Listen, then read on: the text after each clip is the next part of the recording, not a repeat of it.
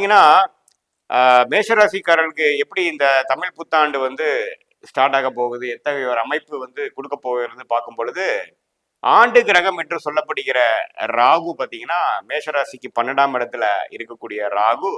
மே 19ஆம் தேதி 11ஆம் இடங்கிற ஒரு அருமையான ஒரு ஸ்தானத்துக்கு மாறுகிறார். கேது வந்து 6ஆம் இடத்துல இருந்த கேது பார்த்தீங்கன்னா 5ஆம் இடத்துக்கு மாறுகிறார்.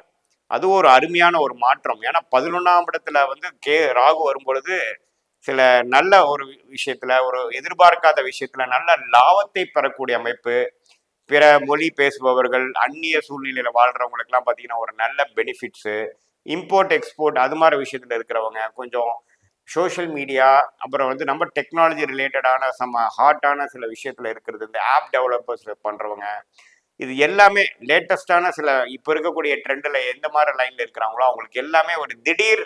ஒரு ஒரு ஒரு ரெகக்னிஷன், திடீர்னு சில விஷயங்கள் வந்து அவங்களுக்கு வந்து கிடைச்சு அது மூலமா ஒரு நல்ல ஒரு அமைப்பு, நல்ல ஒரு டெவலப்மெண்ட், நல்ல ஒரு இம்ப்ரூவ்மெண்ட் கிடைக்கக்கூடிய அமைப்பு வந்து அது குறிப்பா ராகு திசை நடக்கக்கூடிய மேஷராசிக்காரர்களுக்கெல்லாம் நல்லாவே ஒரு ஒரு சேஞ்ச் ஆஃப் பொசிஷன் கொடுக்கக்கூடிய ஒரு அமைப்பு வந்து மே 19ஆம் தேதி ஆகக்கூடிய ராகு வந்து கொடுக்கிறார்.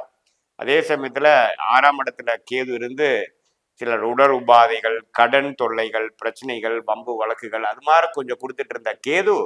இப்ப 5ஆம் இடத்துக்கு மாறி ஓரளவுக்கு நல்ல பலன்களை கொடுத்து கொஞ்சம் யோகத்தை சேர்க்கக்கூடிய அமைப்பு மேஷராசிக்காரர்களுக்கு உண்டு.